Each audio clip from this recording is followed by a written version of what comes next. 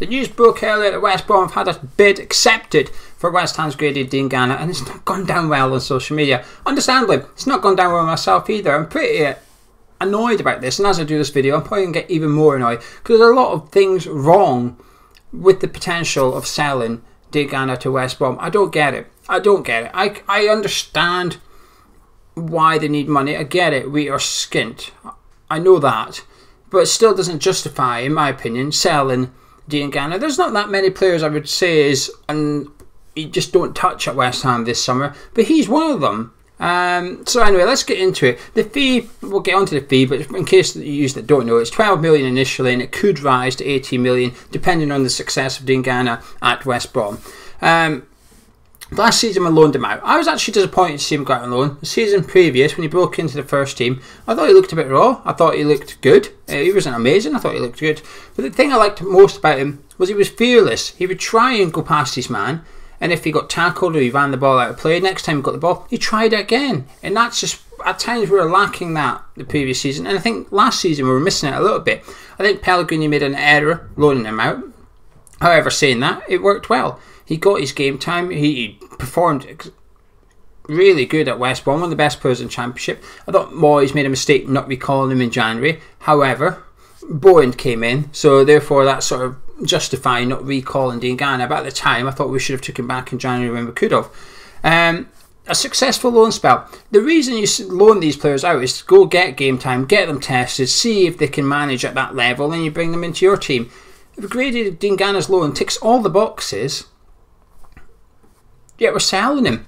I've got a few notes. I wrote a few notes down for this thing, but the basics is that we are selling a player who's good enough for our first team, who's young and exciting, he's an attacking player, and we're selling him for piss, really. 12 million, it's nothing. Even 18 million, it's not a lot in this game. Crystal Palace just signed Eze from the Championship for a bigger fee.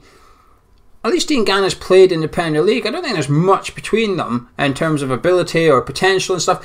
Which one of those is going to be the best player? I'm not sure. I think Eze's probably got more skill about him and has probably got more hype about him. But in terms of actual ability, I don't think there's that much between them. So how we're actually managing to get a lesser fee than a Championship club that needs to sell their player, because Eze only has a year left on his contract as well, it's just bonkers. It's a stupid valuation of Marcel's on this one. I don't get it at all.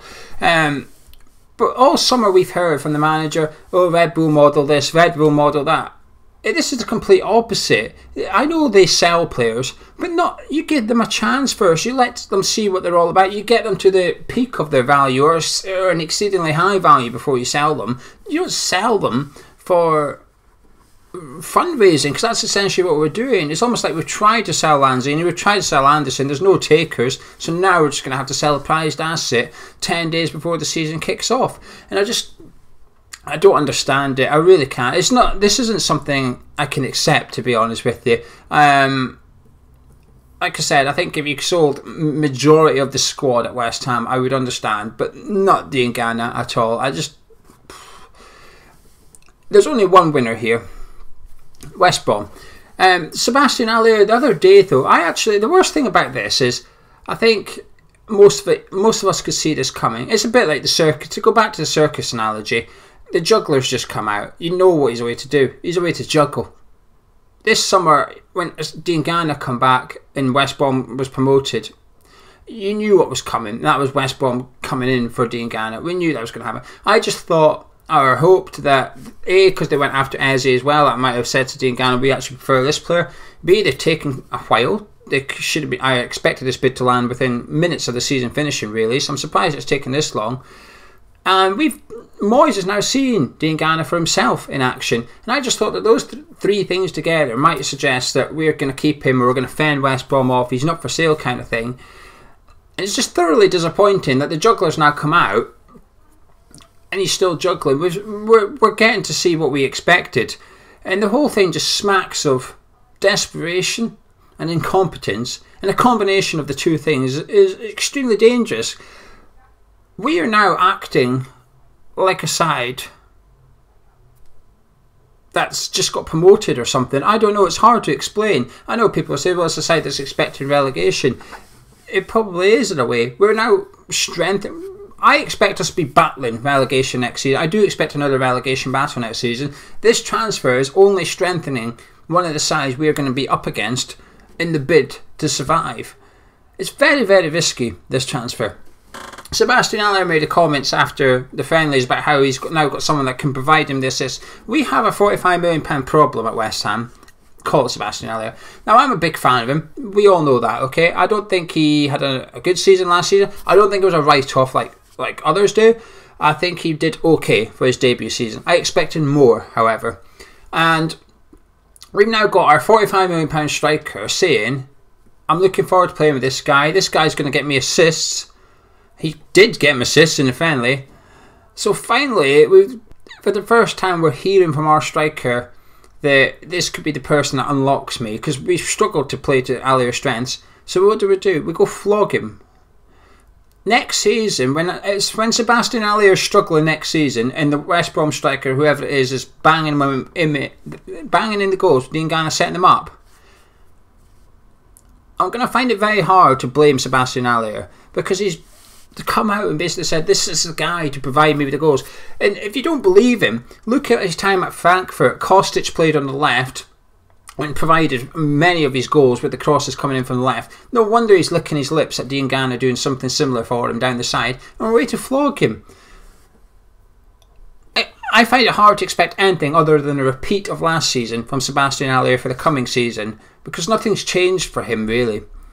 And I find it thoroughly just disappointing, to be honest, because that link up with them and Bowen added into the mix and stuff, it was exciting. There's not a lot of things to look forward to next season, for me, personally. Diangana was one of them. He was certainly in the top 5. I was really looking forward to seeing him step up to the plate at West Ham, see how he got on the Premier League again with another year's experience. I don't know, it just doesn't make sense at all. The other thing that is concerning me a little bit, I've always felt Moyes was a bit of a yes man. He's a despot in this situation. Now, there's two things happening here. Either one, he's been undermined by the board, which is, we're going to sell your best player, whether you want him or not, we're selling him. That puts Moyes in a very difficult position, because what does he do now? Does he accept someone that he's planning to use next season is getting sold in order to give him funds elsewhere? Or is Moyes okay with him leaving? Because the person that broke the news that the bid was accepted, and I think this is important, this is the source of what I'm away to say. We all believe that. We now strongly believe that it's true that we have accepted a bid. He also said that part of the reason behind it is Grady Diangana wants assurances that he's going to get first team football next season, and he's not got them. Well, that would make it the second youngster to leave this summer. I know that Ngakia is deemed a bit of a taboo word around West Ham at the minute. However, I do believe part of the reason, or a big part of the reason that he left, was because of lack of assurances over game time. And we were very quick to get reminded, after Ngakia rejected the contract, we were very quickly to get reminded that Ngakia wasn't even our first choice youngster, never mind first choice right back. He was fourth choice, blah blah blah blah blah. And it was set up to make Ngakia look bad. Now the reason I bring this in is because perhaps Ngakia and Diangana have had the same issue, which is they've said to someone at West Ham, and I can only put this at Moyes' door, unfortunately, and says, hang on, how am I going to be playing next season? Perhaps David Moyes is a little bit too honest, which is why you've got tough competition. Ngakia, you've got Johnson, you've got Fredericks. It's difficult. I can't guarantee you first team football. Diangana, I can't guarantee you. You've got Felipe Anderson, Pablo Fornals in there. I think, but for those youngsters to turn around and think, well, I'm going to leave then, it's not good for West Ham. It's not good for the next batch of youngsters coming through, because we're also getting told we're going to have to rely on those this season because there's no money in the kitty. We're going to have to bring the youngsters through. But we're not. We're flogging them. They're not even getting a chance at West Ham. I don't get it. So if Moyes is being forced, and this is the sad thing, I do believe the reason I thought Diangana was going to get sold is because I felt that he's a player that Moyes never had last season. You can't miss what you don't have. That old cliche. And I think there's a little bit of that about it for me. So when the money comes in, if Moyes really wants a left back or really wants a certain right back, and the money coming in for Diangana means he can go get that player, I feel a bit sorry for David, because he's got a decision to make. Do you want your transfer target that you in that position you feel needs strengthened, or do you want to have this young kid who was one of the best players in the Championship next season. Take your pick, because you're not getting both. And this comes back to the original problem. Moyes has not been backed here. I expect us to go spend that £12 million somewhere. I expect us to go get a right back in, whether that's Matty Cash or someone else. I don't know. I think we will improve the defence somewhere with these funds. But it doesn't justify selling Diangana. Like I said, I don't think... The thing that's really annoying, I don't mind selling anyone at West Ham. I believe everybody has a price. I'd almost rather sell Declan Rice today for 70 million than Diangana for 12 million, because I think you can go do something with that 70 million as long as your recruitment's correct. With that 12 million, what are you going to do? There's not much you can do with 12 million in Premier League these days. But for Diangana, it's such a low fee. His value is only going to go up. Even if he had a bad season, next summer he's probably still worth around £12 million. I'm aware it could rise to 18, yada yada. I still don't think 18 million is much. Like I said, Crystal Palace paid similar or even more for Eze than we are getting for Diangana. The whole thing's just... it's just desperate. I get why we're doing it. We have no money. But this is one of the last players I'd want to see leave West Ham this summer. I think we're going to regret this one. I really do think we're going to regret this. Anyway, I'm going to disappear. I was going to record a Transfer Rumour show tonight, and then this landed. So I'm going to record the Transfer Rumour show tonight, and I'll go up tomorrow instead, which won't really be about Diangana. It'll be about all the other stuff that's going on. But I just don't get this move. I don't get why we've accepted it.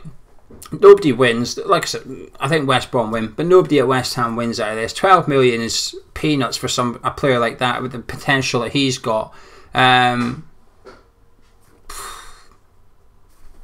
Don't know what else to say. Drop a like on the video if you enjoyed it. Sky new, and I'll catch you in a bit.